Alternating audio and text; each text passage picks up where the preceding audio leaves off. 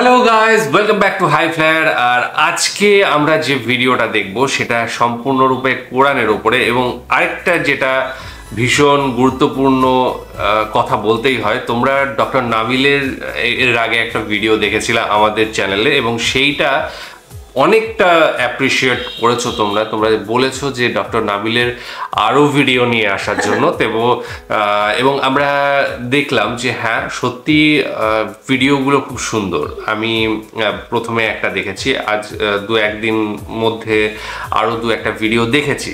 তবে আজকে যে ভিডিওটা আমরা দেখব সেটাও সায়েন্টিফিক ব্যাখ্যার ওপরে, এই কোরআনের সমস্ত যে ভিডিওটা দেখব সেটার শিরোনাম হচ্ছে পরকালের সায়েন্টিফিক ব্যাখ্যা।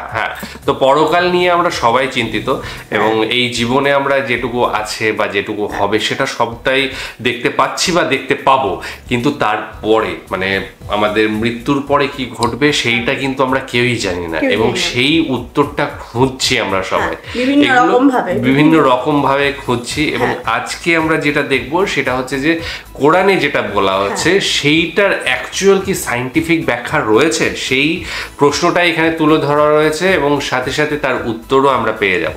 তো ডেসক্রিপশন বক্সে লিংক দিয়ে রাখবো, সেখানে গিয়ে অরিজিনাল ভিডিওটা দেখো, সাথে সাথে চ্যানেলে লাইক শেয়ার সাবস্ক্রাইব করে দিও। আসসালামু আলাইকুম। পরকাল সম্পর্কে তিনটা প্রশ্ন অধিকাংশের মাথায় ঘুরপাক খায়। তার মধ্যে প্রথম যে প্রশ্নটা সেটা হচ্ছে যে মৃত্যুর পর আল্লাহ আমাদের যে জীবিত করবেন, এটা আসলে কীভাবে সম্ভব? আল্লাহ কীভাবে করবেন এটা তো আল্লাহই ভালো জানেন। তবে বিজ্ঞান এখন পর্যন্ত যতটুকু পৌঁছতে পেরেছে তাতে করে আমরা জানি যে একটা চমকে দেওয়ার মতো তথ্য আছে। সেটা কি, আমাদের যে শরীরের মধ্যে একরকমের বিস্ময়কর কোষ আছে যার নাম হচ্ছে স্টেম সেল। কী নাম? Stem cell. এবং এই স্টেম সেলের মধ্যে এক রকমের ডিএনএর খোঁজ তারা পেয়েছেন যার নাম হচ্ছে ইমর্টাল ডিএনএ। তার মানে হচ্ছে এই ডিএনএর কোনো মৃত্যু নাই। এই ডিএনএ যেহেতু ইমর্টাল, এবং স্টেম সেল এমন একটা কোষ যার উপর ভিত্তি করে শরীরের সমস্ত কোষকে তৈরি করে ফেলা সম্ভব। তার মানে এখনকার টেকনোলজি দিয়ে আমরা বুঝতে পারি আল্লাহ ইচ্ছে করলে স্টেম সেল এবং তার যে ইমর্টাল ডিএনএ এইটাকে কাজে লাগিয়ে সহজভাবে একটা মানুষকে সম্পূর্ণভাবে পুনরায় জীবিত করতে পারেন। এখন একটা প্রশ্ন দ্বিতীয় চলে আসে, সেটা কি? সেটি হচ্ছে তাহলে আমরা করতে পারি না কেন?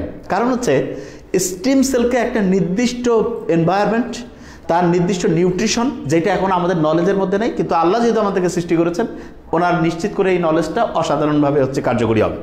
দ্বিতীয় যে প্রশ্নটা আসে সেটা হচ্ছে জীবিত থাকা অবস্থায় আমাদের মধ্যে যে শক্তি ছিল, মরে যাওয়ার পরে সেই শক্তি কোথা থেকে আসবে? তা বিজ্ঞানের ব্যাপারে বলে যে শক্তির কোনো ধ্বংস নাই, শক্তি শুধু এক রূপ থেকে অন্য রূপে ট্রান্সফর্ম হয়। এবং খুব মজার ব্যাপার, একটা জীবিত মানুষ এবং একটা মৃত মানুষের মধ্যে একটা জিনিসের পার্থক্য, সেই মূল জিনিসটাকে, সেটা হচ্ছে শক্তি। যেই শক্তির উপর ভিত্তি করে আমরা এখন চলমান আছি, মৃত অবস্থায় দেখা যায় সেই শক্তিটা একজনের শরীরের মধ্যে অনুপস্থিত থাকে। এবং ওই যে আজরাইল আলাইহিস সালাম যে হচ্ছে জান কবজ করে, মূলত ওই শক্তিটাই উনি হচ্ছেন যে আমাদের কন্ট্রোল থেকে ওনার কন্ট্রোলে নিয়ে যায়। এক্ষেত্রে খুব ইন্টারেস্টিং একটা ঘটনা রয়েছে। সেটি কি? সেটি হচ্ছে যে আমরা সূরা কাহাফ, কোরআনের মধ্যে 18 নম্বর সূরা, সেখানে সেই গুহাবাসী যুবকদের ঘটনা নিশ্চয়ই জানি, যারা ওই সময়ের যে অনিয়ম সেটার সাথে নিজেদেরকে মানিয়ে নিতে পারছিল না, এই কারণে গুহায় গিয়ে আল্লাহর কাছে সাহায্য চাই। আল্লাহ তাদের নিদ্রার ব্যবস্থা করলেন। এবং কয়জন গুহায় ছিল সেটা ইম্পর্টেন্ট না, কত বছর তারা ঘুমিয়েছিল সেটা ইম্পর্টেন্ট না, কিন্তু এখানকার একটা শিক্ষা খুব ইম্পর্টেন্ট। সেটা কি? তারা যখন জেগে উঠলো তাদের মনে হয়েছিল মাত্র একদিন বা দিনের কিছু অংশ তারা ঘুমিয়েছে, অথচ একটা রৌপ্য মুদ্রা নিয়ে যখন তারা হচ্ছে মার্কেটের মধ্যে গেল, জানলো কয়েকশো বছর পুরাতন নাকি সেই মুদ্রা, ওই সম্রাটের নাকি মানে ওই সময়ে হচ্ছে ওই মুদ্রা হচ্ছে বাজেয়াপ্ত হয়ে গিয়েছিল। তার মানে হচ্ছে ওই যে ঘুমটা, সেই ঘুমের মধ্যে একটা হচ্ছে নিদর্শন, এবং গুহাবাসীদের সেই নিদর্শন থেকে আমরা বুঝতে পারি যে আমাদের মৃত্যুর পরে আমরা জেগে ওঠার পরে কেউ আসলে টেরই পাবে না যে কত সময় তার চলে গিয়েছে। এবং এখানে আরেকটা জিনিস রয়েছে, সেই সূরা কাহাফের মধ্যে আছে যে আল্লাহ তাদেরকে যে গুহায় রেখেছেন সেটা হচ্ছে যে বলা যায় যে ডান দিক দিয়ে হচ্ছে সূর্য উঠে এবং হচ্ছে বাম দিক দিয়ে সূর্য ডুবে যায়, এবং এমন একটা পজিশনে তাদের রেখেছেন যাতে সবসময় একটা আরামদায়ক এনভায়রনমেন্ট থাকে। তা আমার মনে হয়েছিল ছোটোবেলায় আমরা যখন ওই যে বাসে যাতায়াত করতাম তখন দেখতাম যে রংপুর থেকে বাসা যাচ্ছি, বাসা থেকে যাতায়াত করছি, তো সকালে যাওয়ার সময় যেই রাস্তায় যেই সাইডে হচ্ছে রোদ পড়তো, বিকালে দেখা যেত উল্টা দিকে পড়তো। তা একদম সায়েন্টিফিক ওয়েতে এখানে এক্সপ্লেইন করা আছে। এবং তার চেয়ে ইন্টারেস্টিং জিনিস সেটা হচ্ছে যে মানুষ এক জায়গায় যদি শুয়ে থাকে তখন তার শরীরের মধ্যে বেড সোর, তার মানে হচ্ছে একই জায়গায় একই রকম করে শুয়ে থাকলে ঘা হয়ে যেতে পারে। কি অসাধারণ একটা জিনিস আল্লাহ দিয়েছেন যে তাদের প্রতিদিন নির্দিষ্ট সময়ের অন্তরে হচ্ছে যে পাশ বদলানোর ব্যবস্থা রয়েছে। তা মানুষ হয়তো এখন চিন্তাই করা যায় না যে পাশ বদলানোর কি দরকার, কিন্তু এখন আমরা জানি পাশ না বদলালে দেখা যেত তার শরীরের মধ্যে ঘা হওয়ার সুযোগ ছিল। আল্লাহ চাইলে যে কোনো কিছু করতে পারে, কিন্তু আল্লাহ সায়েন্টিফিক নিদর্শনগুলো দেন, আমরা খুঁজে পেলে তখন আমাদের আরও ভালো লাগে যে এইভাবে হতে পারে। তাহলে দ্বিতীয় যে প্রশ্নটা ছিল যে আমাদের শক্তিটা কোথা থেকে আসবে, শক্তি তো ধ্বংস নাই, শুধু ট্রান্সফর্ম হয়। এই শক্তিটা আজরাইল আলাইহিস সালাম নিয়ে কোথায় রাখলেন সেটা আমরা জানি না, তবে যখন আমাদেরকে হচ্ছে যে পুনরায় জীবিত করবেন তারপরে হচ্ছে সেই শক্তি আমাদের মধ্যে মানে হচ্ছে এফেক্ট মানে কার্যকরী হয়ে যাবে। তৃতীয় যে প্রশ্নটা আসে সেটা হচ্ছে যে আমরা বিজ্ঞানের যে আবিষ্কার সেটাতে তো এখন এই ব্যাপারে কনফার্ম না যে আসলে পরকাল থাকবে, মৃত্যুর পর পুনরায় আমরা জীবিত হব। এইটার যে কনফিউশন, এই ব্যাপারে আমাদের মতামত কী হতে পারে? একটা জিনিস খেয়াল করতে হবে, সেটা হচ্ছে বিজ্ঞান আজ থেকে মাত্র 100 বছর আগেও জানতো যে এই মহাবিশ্ব আছে না, সব সময় তৈরি করা ছিল, মানে এর শুরু বলে কোনো জিনিস রয়েছে এটা তারা বিশ্বাসই করতো না।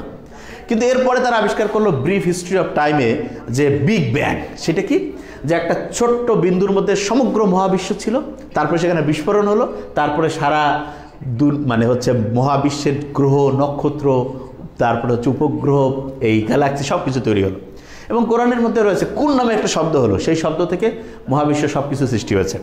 তার মানে বিজ্ঞান মাত্র 100 বছর আগেও জানতো না যে মহাবিশ্ব হচ্ছে যে কীভাবে সৃষ্টি হয়েছে, কিন্তু কোরআনে এটা অনেক আগে বলে দেওয়া হয়েছে। এবং সৃষ্টির একটা যে শুরু ছিল মহাবিশ্ব সৃষ্টির, সেই কথাটা স্পেসিফিক করে বলা হয়েছে। কিন্তু বিজ্ঞানীরা মনে করতো কি, তারা মহাবিশ্ব আগের থেকে যেরকম আছে সেরকমই, কিন্তু ব্যাপারটা মোটে এরকম নয়।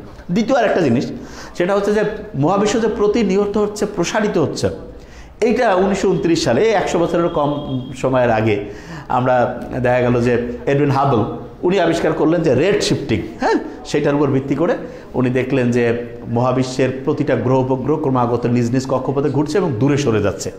এবং কোরআনের মধ্যে এই কথাটা আছে যে সমস্ত গ্রহ নক্ষত্র তার নিজ নিজ কক্ষপথে পরিভ্রমণ করছে, ছুটে চলছে তারা। আচ্ছা, তার মানে দেখা যাচ্ছে যে বিজ্ঞানের যে আবিষ্কারগুলো সেগুলো সবসময় একদম পারফেক্টলি কাজ করে তা না, আস্তে আস্তে এটা সময়ের পরিক্রমায় চেঞ্জ হয়। এক্ষেত্রে একটা ইন্টারেস্টিং পয়েন্ট বলি, সেটা হচ্ছে যে লন্ডন না, আমেরিকার একজন সাইকোলজি যার নাম হচ্ছে জাস্টিন ব্যারেট, উনি একটা বই লিখেছেন why would anyone believe in God, মানে প্রত্যেকেরই কেন হচ্ছে স্রষ্টায় বিশ্বাস করা উচিত। তা এই বইটা লেখার ক্ষেত্রে তিনি একটা গবেষণা পরিচালনা করেছিলেন। সেই গবেষণাটা হচ্ছে অক্সফোর্ড ইউনিভার্সিটিকে কেন্দ্র করে। সেই গবেষণায় বেশ কিছু ছোট্ট ছেলে মেয়েদেরকে বাছাই করা হয় এবং সেই ছেলে মেয়েদেরকে কোনো ধর্ম সম্বন্ধে কোনো হচ্ছে আলাদা করে জ্ঞান দেওয়া হয়নি। তারা ওই ব্যাপারটা থেকে সম্পূর্ণ হচ্ছে ওয়াকিবহালই ছিল না, মানে কোনো কিছু জানতো না। এখন কয়েক বছর পরে তাদের প্রত্যেকে আলাদা আলাদা করে জিজ্ঞেস করা হয়েছিল যে তোমার মানে হচ্ছে এই মানে সৃষ্টি সম্বন্ধে কোনো ধারণাটা কি। তখন মোটামুটি শতভাগ হচ্ছে ওই ছোট্ট ছেলে মেয়ে যারা ধর্ম সম্বন্ধে কোনো কিছু জানানো হয়নি, তারা বলছে যে হ্যাঁ অবশ্যই স্রষ্টা রয়েছে। তখন তাদেরকে জিজ্ঞেস করা হয়েছিল স্রষ্টা কতজন হতে পারে, 1 জন, 3 জন, অসংখ্য জন, এবং সবাই শতভাগ এটাই হয়েছে যে 1 জন। তার মানে আল্লাহ যে তাওহীদের যে ব্যাপারটা আমাদের মধ্যে যে মানে হচ্ছে জিনের মধ্যে ঢুকানো আছে, সেটা সেই ছোট্ট শিশুদের হচ্ছে যে এক্সপেরিমেন্ট থেকে সহজভাবে হচ্ছে উদ্ভাসিত হয়ে যায়। এবং এখানে বলে রাখি, সেটা হচ্ছে বিজ্ঞানকে এমন অসংখ্য জিনিস আছে যেটাকে না দেখে বিশ্বাস করেছে। যেমন ডার্ক ম্যাটারের নাম নিশ্চয়ই আমরা শুনেছি। ডার্ক ম্যাটার, সেই ডার্ক ম্যাটার হচ্ছে এমন একটা জিনিস যেটা দেখা যায় না, ছোঁয়া যায় না, হচ্ছে যে অনুভব তো প্রশ্নই আসে না। কিন্তু বিজ্ঞানীরা দেখলো যে মহাবিশ্বের ইকুয়েশনগুলো মিলাতে গিয়ে দেখলো যে একটা অলৌকিক শক্তি আছে। তখন তারা খুঁজে পেলো যে হ্যাঁ ডার্ক ম্যাটার। এবং আইনস্টাইন, যিনি বিজ্ঞানীদের হচ্ছে বিজ্ঞানী, তিনি নিজে পর্যন্ত সেই অলৌকিক শক্তিতে বিশ্বাস করতেন। তার মানে ডার্ক ম্যাটার এইটা যেমন না দেখে বিশ্বাস করতে হয়, স্রষ্টাকে না দেখে বিশ্বাস করা মানে একেবারে একান্ত প্রয়োজনীয়। এবং এখানে বলে রাখি যে আমরা যা দেখি সেটা মাত্র 4%। ডার্ক ম্যাটার হচ্ছে, ডার্ক এনার্জি হচ্ছে 95 থেকে 96%, 95 থেকে 96%। এবং কোরআনের মধ্যে যে ভবিষ্যৎবাণীগুলো রয়েছে এগুলো বিস্ময়কর। যেমন আবু লাহাবকে নিয়ে বলা হয়েছে শীঘ্রই সে হচ্ছে আগুনের মধ্যে পুড়বে, সাথে তার কুচক্রী স্ত্রী থাকবে। এবং কুচক্রী স্ত্রীর গলায় থাকবে ঝুলানো রশি। এবং ভয়ঙ্কর ব্যাপার হচ্ছে সেই আবু লাহাবের স্ত্রী যখন মারা যায় তখন তার গলায় রশি মানে হচ্ছে টান লেগে রশিতে হচ্ছে ঝুলে কিন্তু সে হচ্ছে যে পৃথিবী থেকে হচ্ছে বিদায় নেয়। এবং আবু লাহাব কিন্তু যদি মানে একটু বুদ্ধির সাথে গেমটা খেলতে যাইতো যে না কোরআনের মধ্যে আছে আমি জাহান্নামে যাব, আমি ইসলাম কবুল করে ফেলাম, তাহলে ঘটনা অন্যরকম হয়ে যেতে পারত। কিন্তু আল্লাহ তো নিজে আমাদের ভবিষ্যৎ বর্তমান অতীত সব জানেন। টাইম আল্লাহর কাছে কোনো কিছু না। টাইম হচ্ছে সারা পৃথিবীর মানুষজনের কাছে একটা পরিমাপের ব্যাপার। আল্লাহর কাছে টাইমের কোনো ইয়া নেই, সব কিছু আল্লাহর কাছে সেম। আল্লাহ অতীত জানেন, বর্তমান জানেন এবং ভবিষ্যৎও জানবেন। আচ্ছা, এখন কোরআনের মধ্যে আছে আমি মানুষের আঙ্গুলের ডগা পর্যন্ত হচ্ছে পুনর্বিন্যস্ত করতে পারি, আঙ্গুলের ডগা, অন্য কোনো কথা বলেনি। এবং আঙ্গুলের মধ্যে যে ফিঙ্গার প্রিন্ট আছে এটা আমরা জানি যে এটা একটা ইউনিক প্রিন্ট, প্রত্যেকের জন্য এটা একদম আলাদা ইউনিক একটা হচ্ছে প্রিন্ট রয়েছে। এবং কোরআনে অসাধারণ একটা ব্যাপার রয়েছে যে দুই সমুদ্র যেখানে একসাথে মিলিত হয়ে যায়, দুই সমুদ্র একসাথে মিলিত হয়েছে, সেখানেও তাদের মধ্যে একটা অবিচ্ছেদ্য বন্ধন আছে। তা আমরা আটলান্টিক এবং প্রশান্ত মহাসাগরের নাম শুনেছি নিশ্চয়ই। এই দুইটা যে মিটিং পয়েন্ট, সেখানেও দেখা যায় যে একটা অবিচ্ছেদ্য হচ্ছে যে কি বলে ব্যারিয়ার রয়েছে, যেটার কারণে এর পানি ওর সাথে, এর পানির ঘনত্ব ওইটার সাথে মিলে না, এর পানির যে হচ্ছে যে লবণের পরিমাণ এইটার সাথে মিলে না, এর পানির যে স্বাদ ওইটার সাথে মিলে না। তার মানে এইটা মরুভূমির দেশে থেকে সমুদ্র সম্পর্কে এইরকম নলেজ মোহাম্মদ সাল্লাল্লাহু আলাইহি ওয়াসাল্লাম তো আর কোথাও পড়াশোনা করেননি, ওনার মাধ্যমে আসা অসম্ভব। এবং এতদিন হয়ে গেল মোহাম্মদ সাল্লাল্লাহু আলাইহি ওয়াসাল্লাম, সেই কবে কোরআন আমরা 1400-1500 বছর হয়ে যাচ্ছে, এখন পর্যন্ত কেউ এসে এরকম আরেকটা বানাতেও পারেনি। এবং আল্লাহ তো বলছে তোমরা সারা দুনিয়ার জিন মানুষ সব চেষ্টা করো, একটা সূরাও বানাইতে পারবে না। এবং এটা যে প্রমাণিত হয়েছে এটা আমরা প্রত্যেকেই জানি। এবং আকাশ নিয়ে বলা হয়েছে যে আকাশকে আল্লাহ হচ্ছে মানব জাতির এই পৃথিবীবাসীর প্রোটেক্টর হিসেবে তৈরি করেছেন। এবং এখন আমরা জানি যে আকাশের মধ্যে আকাশ এই মানে ভূপৃষ্ঠ থেকে আকাশের যে মধ্যবর্তী স্তর, এখানে হচ্ছে যে ওজোন স্তর বলে একটা স্তর আছে। সেটা কি করে? সেটা হচ্ছে আমাদের শরীরে আল্ট্রাভায়োলেট রশ্মি, সেটা যাতে আমাদের ক্ষতি করতে না পারে এই ব্যাপারটা হচ্ছে নিয়ে সে প্রতিরোধ করে। তো ওজোন স্তর তো ক্রমাগত হচ্ছে ধ্বংস হচ্ছে, এবং এই ধ্বংসের রক্ষার জন্য হচ্ছে আমাদের গাছ লাগানোর যে সুন্নত, মুহাম্মদ সাল্লাল্লাহু আলাইহি ওয়াসাল্লাম বলছে তুমি যদি দেখো যে মৃত্যু এসেছে, কিয়ামত এসেছে, সুযোগ থাকলে গাছ লাগায় যাও। এবং আমরা জানি যে গাছ লাগালে হচ্ছে যে অক্সিজেনের ব্যালেন্স হয়, কার্বন ডাইঅক্সাইডের ব্যালেন্স হয়, তখন ওজোন লেয়ার যেটা রয়েছে সেটারও হচ্ছে যে ধ্বংস থেকে আমরা হচ্ছে নিজেদের রক্ষা করতে পারি। এখন অনেকেই বলে যে কোরআনের অনেক কিছু তো বাইবেল থেকে সরাসরি হচ্ছে কপি করা, মূল যে বাইবেল সেটাও কিন্তু আল্লাহরই পাঠানো, আল্লাহ সমস্ত আসমানি কিতাব পাঠিয়েছেন। এখন বাইবেলের মধ্যে দেখবেন আপনি ওল্ড টেস্টামেন্ট, নিউ টেস্টামেন্ট আছে। এবং বাইবেলের মধ্যে একটা জায়গা আপনি একটু দেখলে খুব মজা লাগবে, সেটি হচ্ছে মুসা আলাইহিস সালামের কথা কিন্তু বাইবেলে রয়েছে এবং ইসু আলাইহিস সালামের কথা রয়েছে, এবং এই দুইজনের কথা কিন্তু কোরআন শরীফে রয়েছে। কিন্তু এখানে একটা বেসিক ডিফারেন্স আছে। মুসা আলাইহিস সালামের সময় যেই শাসকের কথা বাইবেলে বলা আছে তার নাম হচ্ছে ফেরাউন বলা আছে,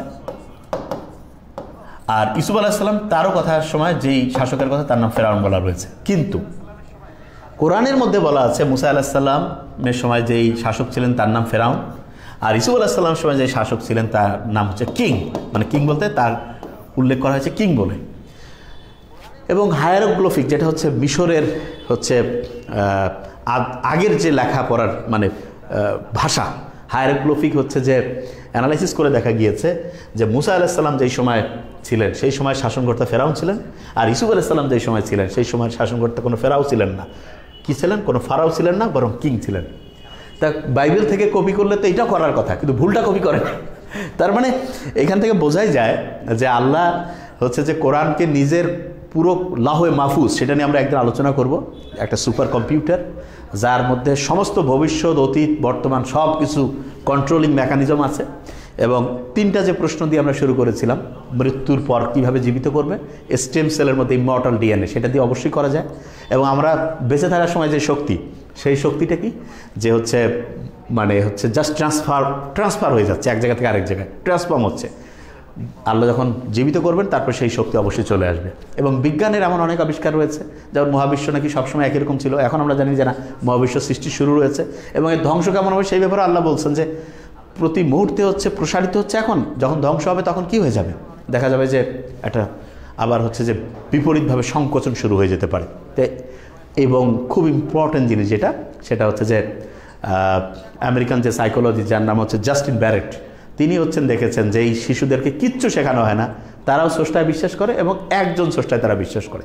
তার মানে সব কিছু অ্যানালাইসিস করে আমরা যদি আল্লাহর সেই কথার সাথে মিলিয়ে নেই যে আল্লাহ নিদর্শন প্রকাশ করবেন, যারা জ্ঞানী তারা এর মধ্যে হচ্ছে সেটা ভালো, সেটা কল্যাণকর, সেটা খুঁজে পাবেন। Thank you so much. আসসালামু আলাইকুম।